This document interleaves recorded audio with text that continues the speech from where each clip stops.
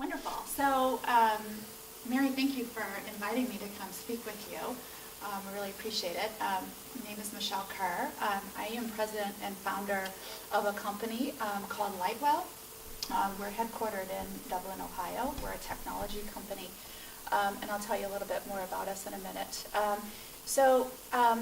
Going to share a little bit of our business strategy with you, how we go about it. It's not secret. We're very, very open about our strategy, how we manage our strategy, talk a little bit about exit strategies, and then just some lessons learned that have kind of served us over the years, and usually those are kind of like the school of hard knocks, right? So we'll go through some of that as well.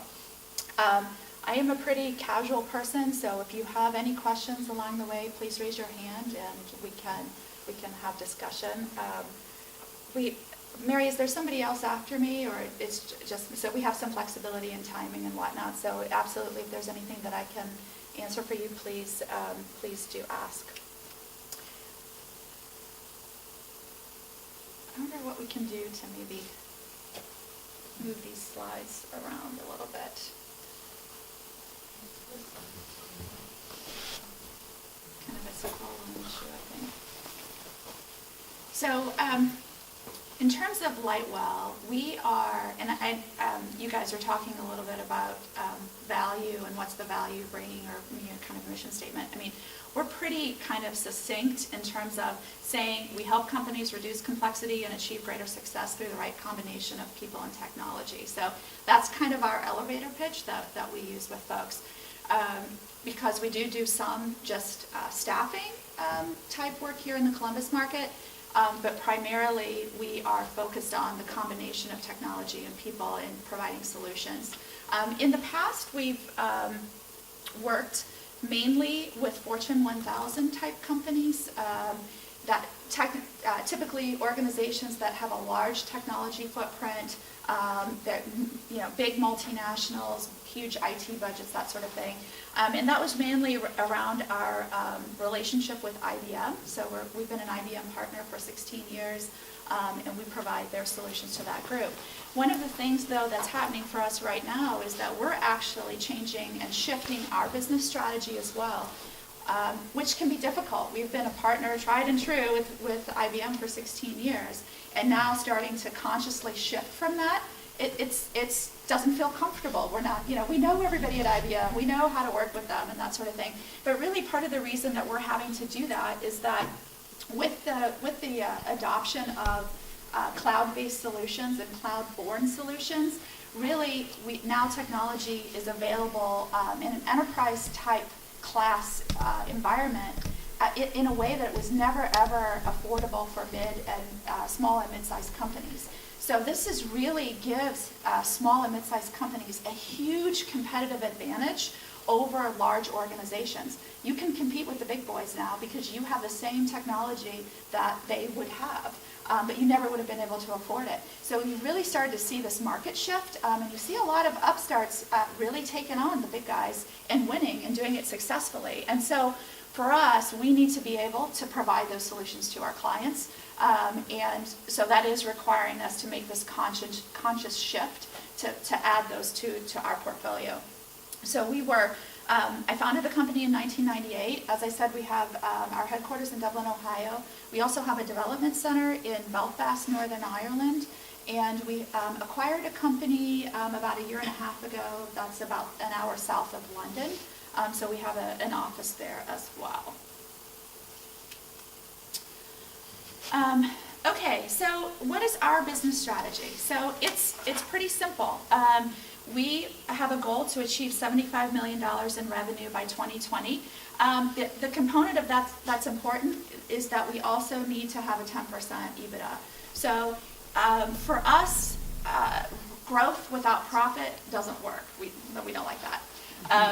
And there are a lot of companies like that's okay for them, right? So there are organizations that are on a rapid trajectory. They have a goal to exit their business either by acquisition or IPO in a very quick moment. So for them, they are willing to sacrifice their profit for growth.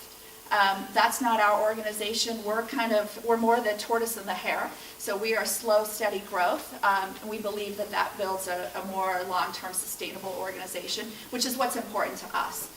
We don't want to be, we don't have a passion to be acquired, or we aren't interested in IPOing. So it's just kind of, that's what works for us. The other component of that is debt. So we don't like debt. I really don't like debt. So with debt, that comes with a lot of strings when you have outside investors, and you may get into a situation where you're having to make decisions to accommodate those investors, and it may not be what you would normally do, or things that you think are good for the business or good for your clients and that sort of thing. So you see that a lot with publicly traded companies, right? They fire people at the end of the quarter so that they can make their profit number. So it's just, our organization is not driven strictly by the desire to make money. So that's why we would rather grow at a slower pace, but also maintain the least amount of debt possible. So how do we do this? How do we get to 75 million? For perspective, we're about 35 million now. How do we achieve this? First of all, stay true to your core values. So that guides everything that we do. How we hire, how we work with our clients, how we work with our suppliers, how we interact with people within our organization. Their performance management is all tied first and foremost to core values. That's really important to us. Secondly, evolving solutions ahead of our clients. So we spend a lot of time and money working with analysts, researching, understanding where is the market shifting, and really making sure that when we're talking to a client, we are providing them the best possible scenarios in terms of solutions. We don't want our clients to know something before we do in terms of technology. They are coming to us for thought leadership. They come to us for that thought leadership first, and a technology solution second. So it's really important that we understand that. Acquisition. So as I mentioned, we've done an acquisition previously, and our goal is to do at least another 2 acquisitions by 2020. We are very specific in kind of what they need to look like in terms of revenue, number of people, all of that sort of thing. So we know what we can accommodate and, again, also absorb without debt. So the acquisition that we did in a year and a half ago, we did that, we fully funded it ourselves. So we had the cash to pay for that acquisition. And that's just our preference. That's what we prefer. The other thing that the reason that we like a mixture of acquisition as well as organic growth is that when you acquire an organization, you can get some really brilliant, smart people. And they have different perspectives than you. They've done different things. Perhaps they've grown that business that you acquired. And so getting those perspectives is, you may not have otherwise had access to that group of people. In the case of the UK, we specifically chose to go into that market with an acquisition because we're not British. We don't know how to do business over there. And having somebody that already understood the market, they get the culture, they know what it's like, they understand the tax, the laws, all those things, is just so much easier than trying to figure it out all yourself. We also, as I mentioned, we do have a development center in Northern Ireland, and so we do expect to continue to expand our capabilities there with providing more kind of niche products to the markets that we serve here in the U.S. Our Belfast organization exists solely to support our U.S.-based clients, and really that's as a result of lack of IT talent in the U.S. There's not enough. And then evolving the organization ahead of the curve. And so what this means is that you have to understand and just be okay with the fact that the management team that gets you to 10 million is probably not the same management team that's going to get you to 30 million or 75 million. Now, this doesn't mean that we have a revolving door of managers, but it's something that we're always considering for the future. A great example of this from our business is that we had a controller. She had been with us, really from 2 million. So she started when we were at 2 million in revenue. She should have left at 10 million. We kept her until 20 million because she's part of the family. But it really got to the point where she was completely uncomfortable. We had no idea what our numbers were most of the time. It was just like a wing and a prayer. Luckily, I have a finance background. That's my degree is in finance and accounting, and so I was able to kind of manage it on the back end. But by doing that, I wasn't growing the business. I was so focused on, oh my gosh, are we going to make payroll? I don't know, And I think that's probably why I got so conservative with cash, and I don't like debt because I wanted to be able to do that. So we now have a controller that came from a $500 million company. So for her, managing the finances of a 20 or 30 or 40 or $50 million company, not a big deal. She's got it. Doesn't worry her, doesn't concern her. She gets it. And so that's what you kind of have to be ahead of the curve. You need to know where you're trying to go and then hire people that have lived in the future. They know what it's like. They get what it takes to get there, and it's not uncomfortable to them.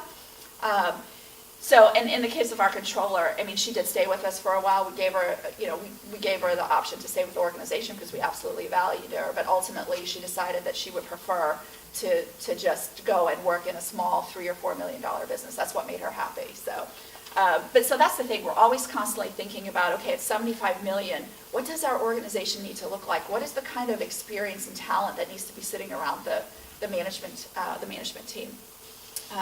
And then lastly, for us, we contribute 4% of our profits to charity through our foundation every year. So that's a non-negotiable for us. We believe very strongly in it. We believe that, we believe in karma, so it comes back. And that is, so before bonuses are paid out at the end of the year, we make sure that we've fulfilled that obligation. We think it's really important. So that's just, those are our strategies in terms of getting to our. Here's our strategy. Fits on one page. If it's more than one page, it's too much. If it's more than one page, you probably look at it once a year, and then you throw it in the drawer, and then you pull it out the next year and say, oh, what did we do, right? So it needs to be crisp and concise, and it needs to be well understood by the entire organization. They all really need to understand that. So we happen to use, and I think Mary said she talked about traction and Gino Wickman's kind of process. That's what we use. There's lots of good models. It doesn't really matter the model. I mean, most of them are fairly similar. They use different words, but they're fairly similar. It's important, though, that you go through the exercise of putting it together. So 3 years ago, we started at 2020 and said, okay, where do we want to be? What does the organization look like in 2020? And we said we want to be a $75 million organization. So keep in mind, when we did that exercise, we were a $12 million company, and we had one office with about 30 employees. So $75 million just seemed like there was no way. Our team was like, what are you smoking? There's no possible way that we can do that. But it needs to be something that would give you pause, right? It can't be like, well, I think we want to grow $1 million. Well, that's okay, that's a good goal, but that's a short-term goal. So, in your perfect world, what does it look like? And then really just start working backwards. And so as we did that process, we said, okay, well, 2020 we want to be 75. So, okay, over X number of years, what does that look like? Well, that's only 20 to 25% growth a year, which is still significant. But it's not as significant as when you're sitting at 10 and you want to go to 75. That just seems insurmountable. But when you kind of put it over a timeline, no, it doesn't feel that bad in terms of getting there. The other thing is you have to believe. You have to believe, and everybody in the organization has to believe that you'll get there. There is not a day. Now, there's days where I'm like, oh my gosh, I don't know if we'll get there. But honestly, I truly believe every single day we will get there. We will get to 75 million. And you have to believe that. And you need to say it to yourself every single day. I will get there. I will get there. And believe in yourself. Because if you believe it, everybody else, and you demonstrate that you believe it, everybody else will believe it as well. Nobody believed that we would be sitting in 2015, we'd have 3 offices, we would have completed an acquisition, and we have 200 professionals around the world.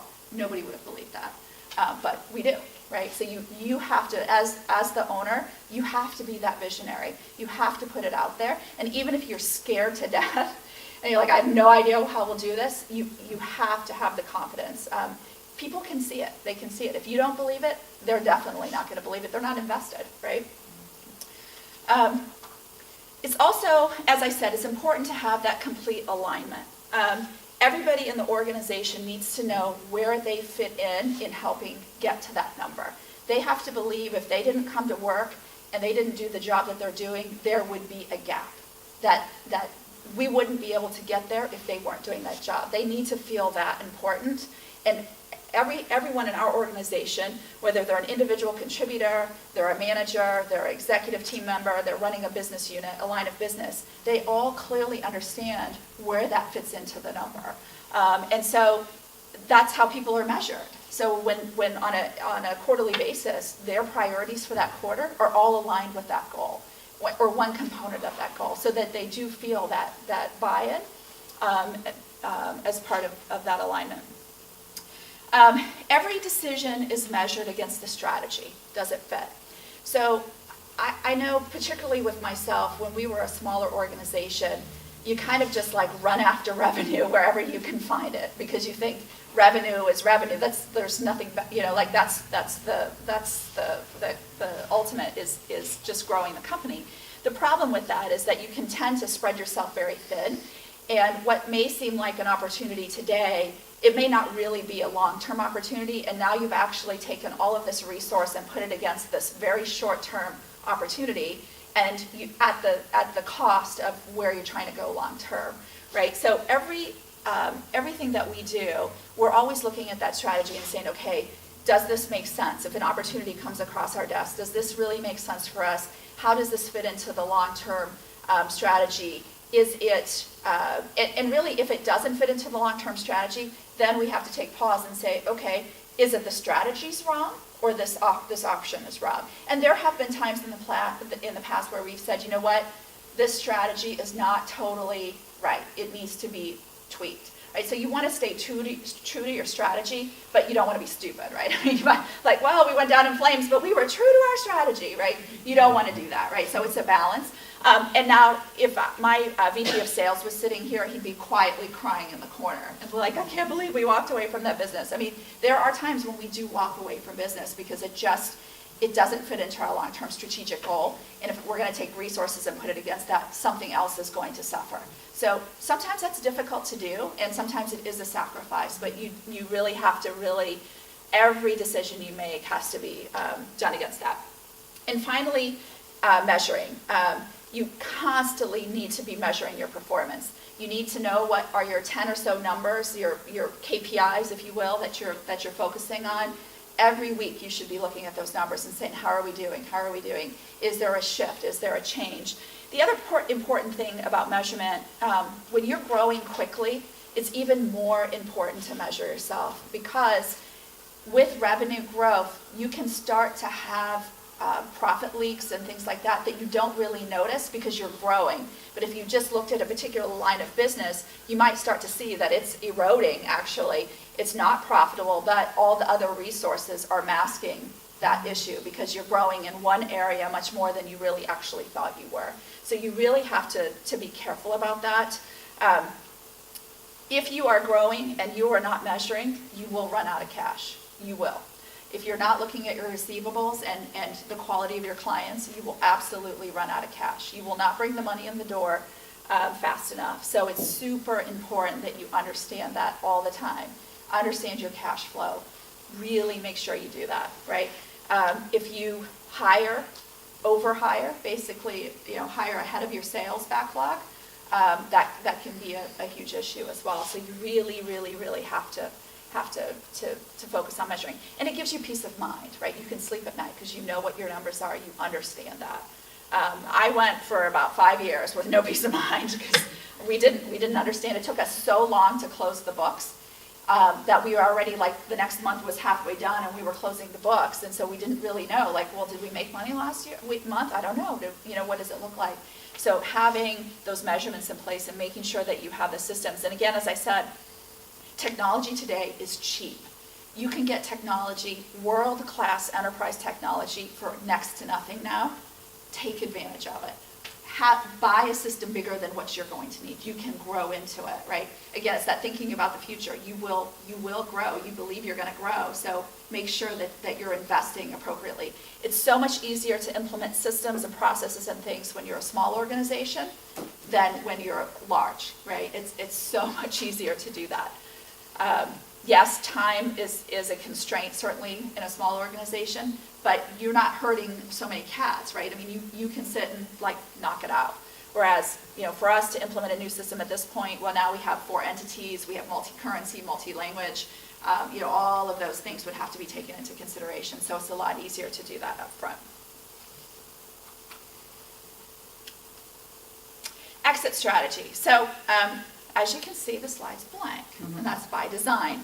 I don't have a specific exit strategy. So I believe that if I was focused on an exit strategy, I'm not sure I would work the same way. I don't think that I would be as committed to the organization. My goal is to build a long-term, sustainable organization that's here long after I'm gone. And that's really the goal. Now, that's not to be confused with my importance, right? So, from my perspective, our business today can completely run without me. It doesn't need me. Now, would it run exactly the same way? I hope not. I hope I am needed a little bit. But it could. The business would survive without me. And that's okay. That's the way it should be. For me, that's the measure of success. If the business can go on without me, I've been successful. I've built a long-term, sustainable organization that will be here long after I'm gone. The thing here is, I'm extremely passionate about my business. I love working in my business. But there are also, as you grow, you have to accept that there are people that can do it better than you. They can. They've done it. I started my business, I was 24 years old. I had worked for another company for like 2 years. So what do I know, right? I haven't worked in a $500 million organization as a controller, or I haven't done mergers and acquisitions, or I haven't sold to multi-million-dollar deals. I hadn't done any of those sorts of things. And so you have to own that. And it doesn't mean that you're not driving the vision and you're not, kind of that visionary in terms of where things are going. But the reality is that there are people that can do it so much better than you. And you need to make sure that you're bringing those people into the organization at the appropriate times to do that. Because a long-term sustainable business, if it includes you, by definition, it's not going to be a long-term sustainable business, right? So that's something that's important for us. So again, lessons learned, the one-page strategy. So this is what it looks like. In the past, before we kind of implemented the system, the EOS system, we would go off-site with the management team once a year for like 3 days, and we would conjure up the sun, the moon, and the stars. We'd come back and we'd have a big meeting and we'd tell everybody this is the strategy, and everybody would, yeah, okay, gotcha. And then honestly, we really didn't look at it again until the next year, right? And then we'd say, that was a horrible strategy. We never did that. Or, oh yeah, we said we were going to do that. We never did that. Whatever the case may be. So we have shifted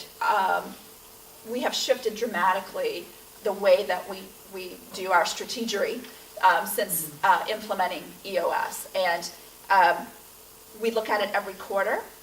It only has 5 priorities on it. More than 5, they're doing their day jobs and then they're trying to implement other things. More than 5, if you can't fit everything on one hand, it's too much. And it's tough. I mean, when we do our annual planning, we'll come up with 20, and then we have to fight over it. Like, okay, nope, this one, does it have to be this year? This is our goal for this year. If we do this strategy this year versus next year, will it make a difference? Do we really need to do that? And we do, and we whittle it down, and we get it to 5 or 6, and that's it. And then everybody has their pieces as to that particular goal.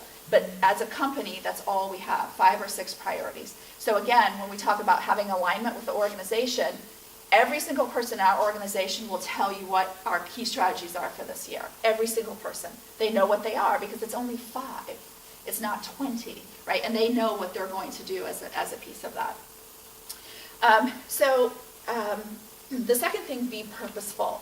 So this is really critical, I think, and one of the most important things that I've learned over the years is that you have to be purposeful in everything you do. So evaluate every meeting, every interaction with knowing what the intention is that you want to come out of that, right?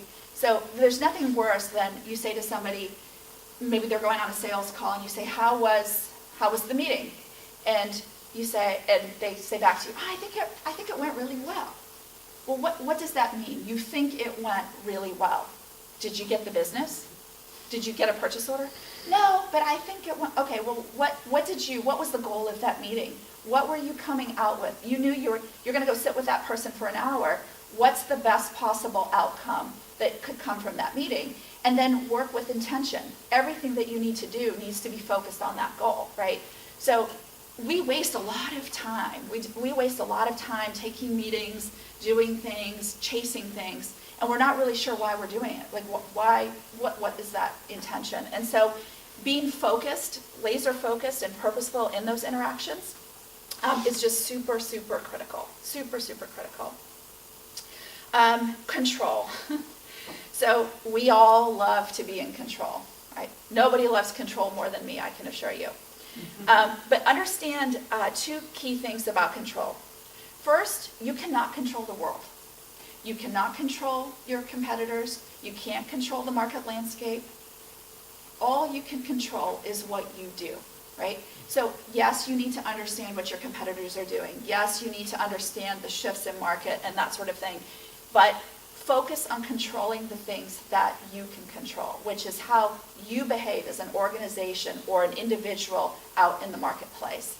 Don't be a me too. Yes, be aware, but don't focus. And I get super frustrated even with our organization when we have salespeople say, oh my gosh, did you see this competitor is doing X, Y, Z? Okay, this is what we're doing. So this is what we can control.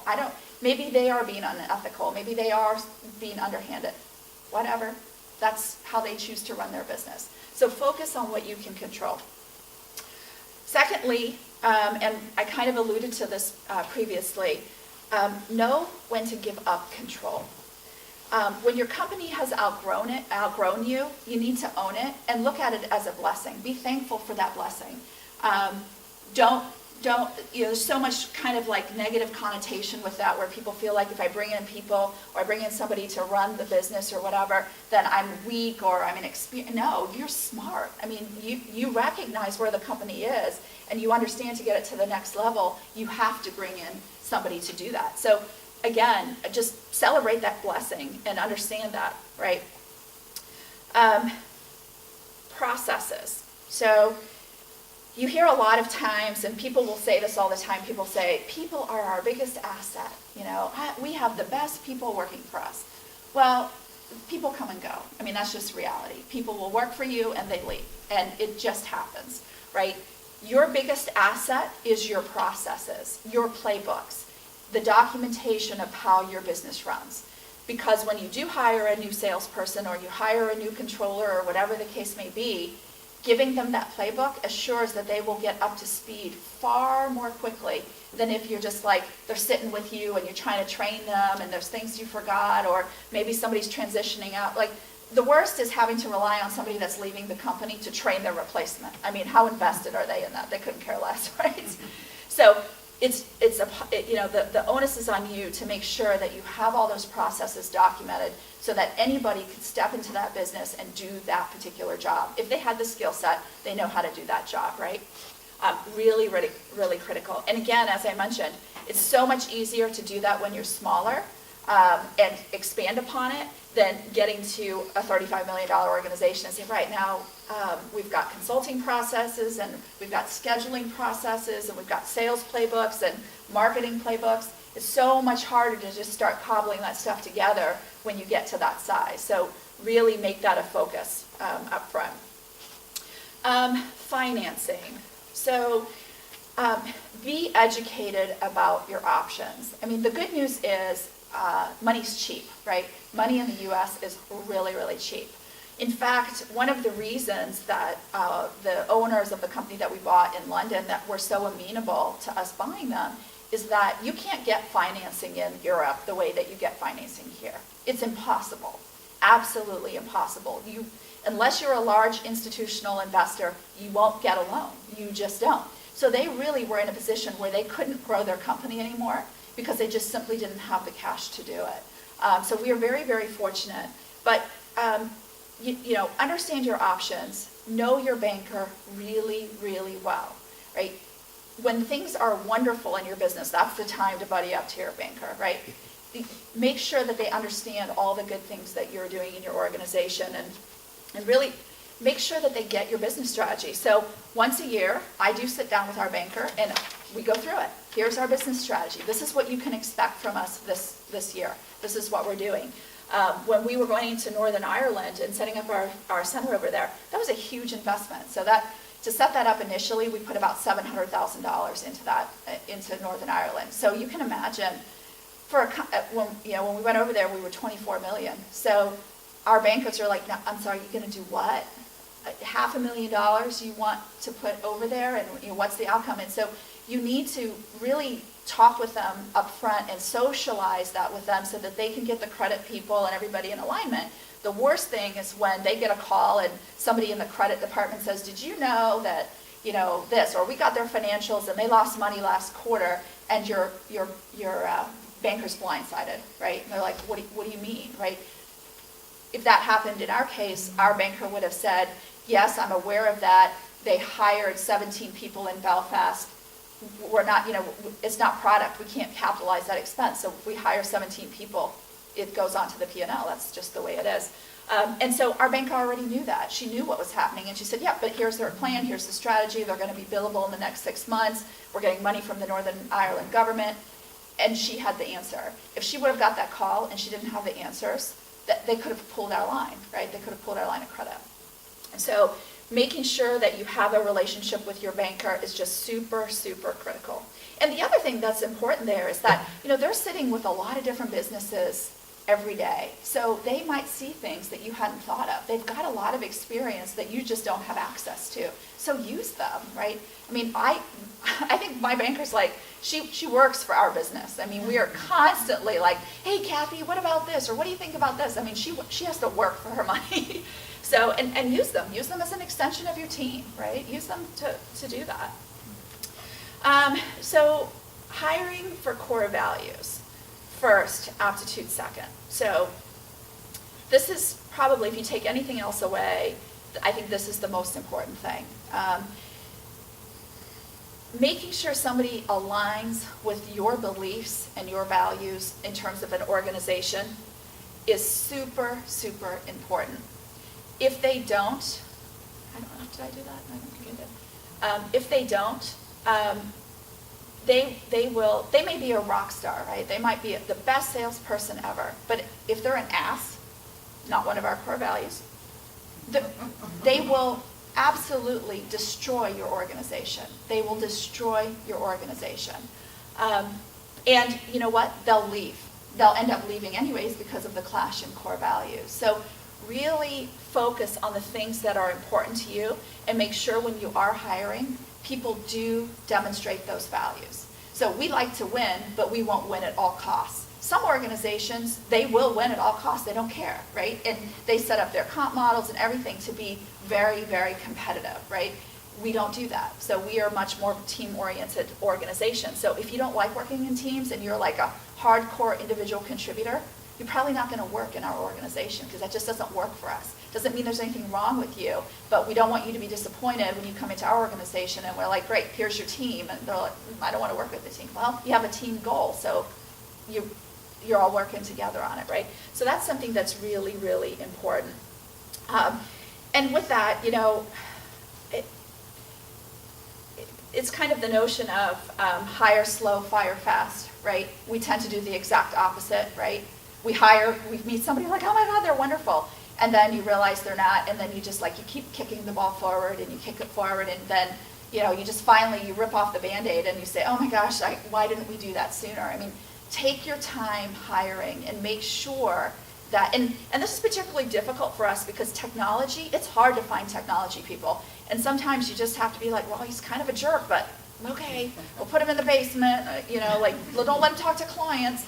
And you can make that work sometimes, but it just really, if you do have the rest of the organization really strongly aligned around your core values and you have this outlier, then your managers are going to look at you and say, really, this is okay? You're sending the wrong message to the organization, right? They think you don't know that guy's an ass, right? And you probably do know, you just don't want to deal with it. So really make sure that when you are making those decisions, you're doing what's best for the whole organization, right?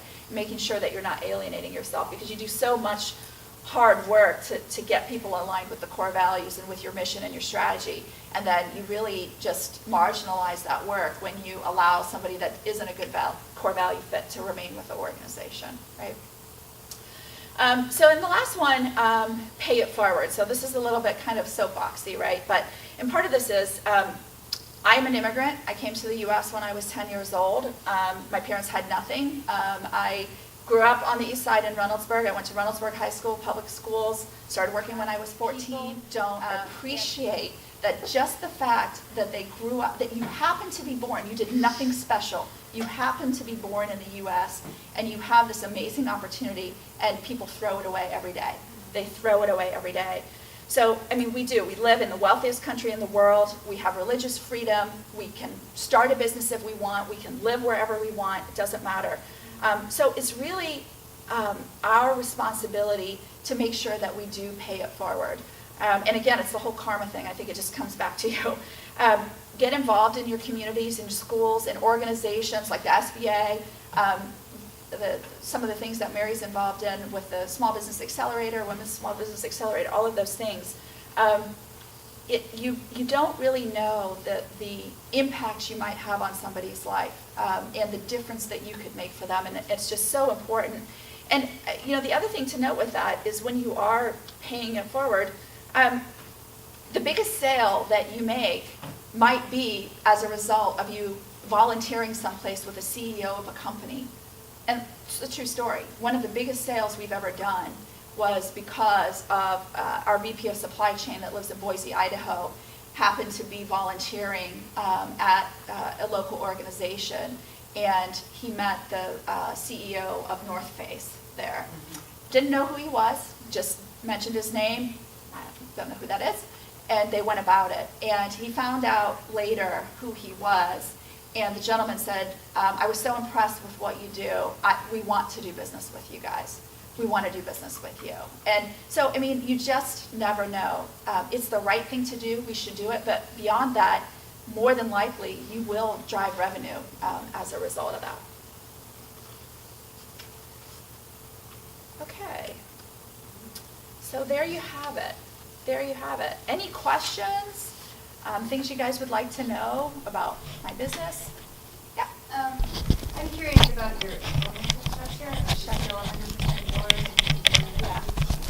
Yeah. So I have two other partners. I'm the majority owner, and then I have two other partners.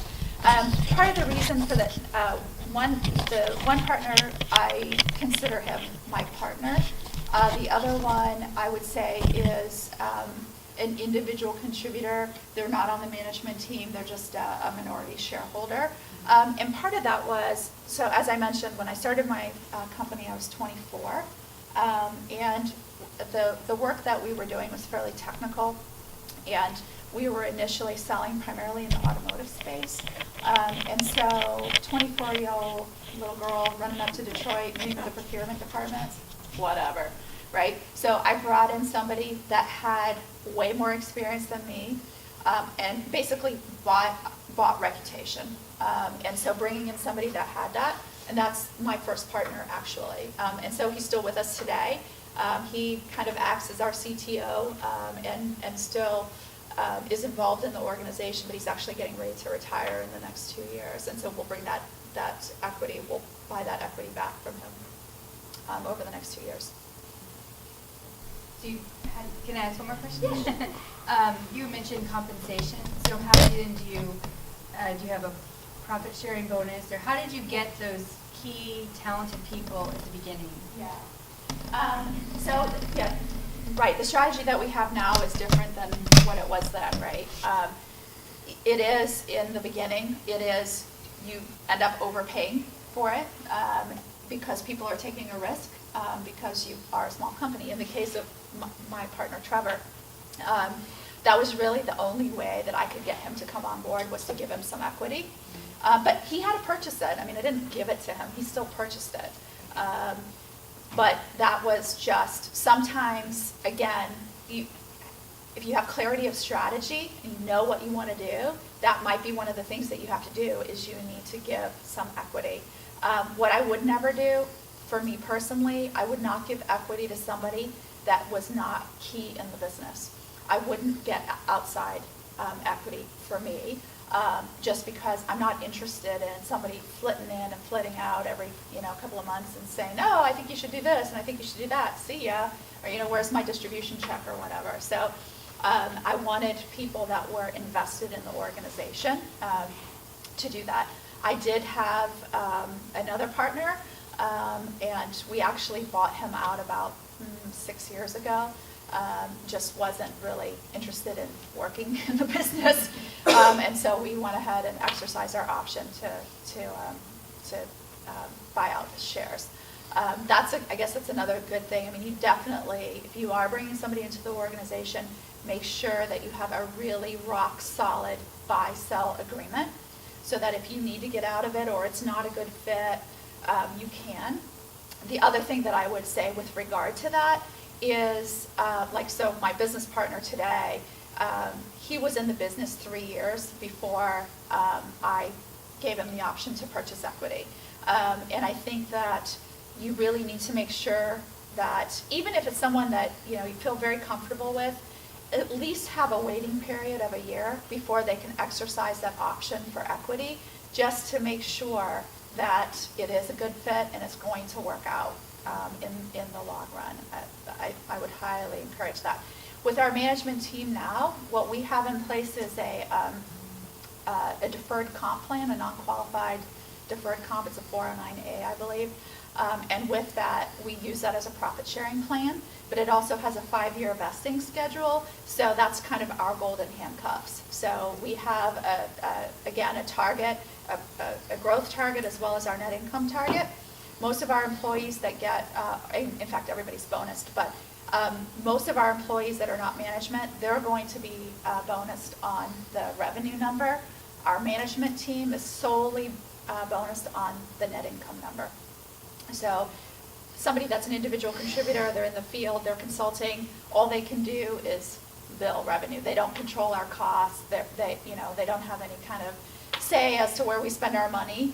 They can certainly be stewards of expenses and things, but ultimately it's the management team's responsibility to ensure we get to the net income number. So that's why we focus theirs. And they get a piece of its cash, and then they have a portion of it that goes into the deferred comp plan. A significant amount goes into the deferred comp plan because obviously we want them to stick around and be invested in the profitability of the organization. So that's how I get around the equity thing. I will not likely give any more equity out. We use the deferred comp vehicle to do that. Great, thank you. That's the 409A. Mm-hmm. Yeah, 409. As you're growing the business and you have a vision and you have these positions that you see that the skills of the people you have in place might not be in your vision plan. You mentioned the controller. I mean, so what, do you find another position for the controller, or do you have the conversations for exiting, or how difficult is it, and what strategies do you use? It's tough. When people that have been with you since you were $2 or $3 million to sit down and have a conversation with them, it's really difficult. The thing that will happen, though, is that you will realize, like, when you do have a conversation with them, it's such a relief because they also are feeling on the other side. They don't want to let you down, so they've kind of been sucking it up and trying to make it work because they don't want to let you down. And so when you actually have a conversation with them and say, do you feel comfortable? How are you feeling in this job? Do you feel comfortable with this? Most of the time, they'll say, no, I'm scared. I'm really not enjoying it, but I didn't want to let you down because I've been here since the beginning and you count on me and you need me. And yes, all those things are true, but you also need that person to be in a healthy environment and something that's good for them. So in the case of our controller, so we do everything with dignity, right? We don't ever just fire, we do sometimes fire people, but in these types of situations, everything with dignity. So I worked with her for about a month, and we just, again, at her performance review, we had a conversation, and I said, we've got to close the books in 5 days. It cannot take us 20 days to close the books. We're putting the company at risk. How do we get there? And she said, I don't know. I don't know what to do. And so that was the opening to say, okay, is this getting a little bit much for you? What do we do? How do we handle this? And we worked together and came up with a plan, and she decided she wanted to stay for a little bit. And then ultimately, she decided that she would really just prefer to go work for a smaller organization. But in that case, I also paid for placement services for her when she made that decision. So I worked with an organization that placed accountants, basically, to make sure that she had every possible chance for success, because I felt like, she was part of our family, and I wanted to make sure that she was in a good spot. So that's generally how we would handle it, is we try to, and most people, if you're going to bring in, if they're the manager and then you're going to bring somebody in, it doesn't usually work out because they feel kind of, depleted, and now I have a manager and it doesn't look good for the organization in their eyes. So in those instances, we'd work to help them find another position. And then we have a big party, and we give them a plaque and a Waterford crystal vase and say, go forth and prosper. And we still, 2 employees that went through that, they still come to our employee events. So they're a veteran, a Lightwell veteran, and we let them come to the events when we have our crew games and kind of corporate events. Sometimes they'll come because we just, we handled it. We let them exit with dignity. I just think it's really important to do that. Yeah. Yeah. So, I guess my question is, when you started out kind of small company, like you said, 98, when did you know, or what was your indications that it was time to kind of, I think you said something about knowing when to step out the way and get someone else in there? Yeah. Or was it kind of money driven, or was it kind of, okay, we've grown, like you said, maybe not always necessary revenue, but what was the... Yeah, so part of it is, when can you afford to bring in other people, right, to help with that? But for me, the not having to spend so much of my time trying to focus on the financials because I didn't have that seat filled properly, at the cost of actually working on strategy, that was kind of something like this has to change. And then for me personally, just knowing that, I started this, I've only ever worked at Lightwell, and we were Oxford Consulting. That's all I've ever worked. And so when you're 24, yes, I've learned along the way, but, at 24, coming into the organization, you only know so much, right? And so I just need organization. We've got just a wonderful management team, and they don't need me. They don't need me, right? Which is wonderful. You feel like, oh my gosh, I'm not needed, but it's wonderful. It's wonderful, and it's something that I'm so proud of, that we have this organization that runs without me. But, and when you are bringing those people in, you need to, again, make sure they're the right people. You have to believe that person's got your back. They're not stabbing you in the back, right? And so there's a tremendous amount of respect between this person and myself, but I'm speaking up specifically, that I know that she respects what I've done and what I've accomplished, but she also is very motivated to take it to the next level. And I know she can do that, right? She used to work at Wasserstrom. She was with them from 350 to 500 million. So she managed that for them. So I know she can do that for us. Sure. How did you decide on $75 million in 2020? That's just a number that in my head, I just wanted to get to 75 million. That is that was just a goal that I personally had, that I felt like that would be success to me as it was very personal for me. That seemed like success to me, that I would say, you know what, we have made it at 75 million. And it also, you know, when you're 10 million, that seems so, it just seemed like such a huge goal, right? It seemed like such a huge goal.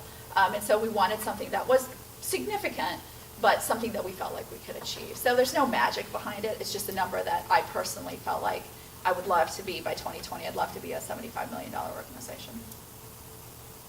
How did you decide on 4% to charity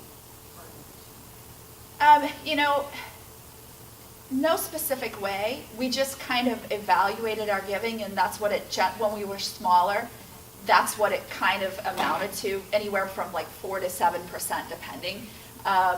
So I felt like that needed to be one of our kind of core things, because as you grow, that number gets bigger and bigger, and people get greedier and greedier. So, you know, our managers are like, oh my God, look how much money we give to charity. And so that's why we say 4%, like, so we never say what the number is, basically.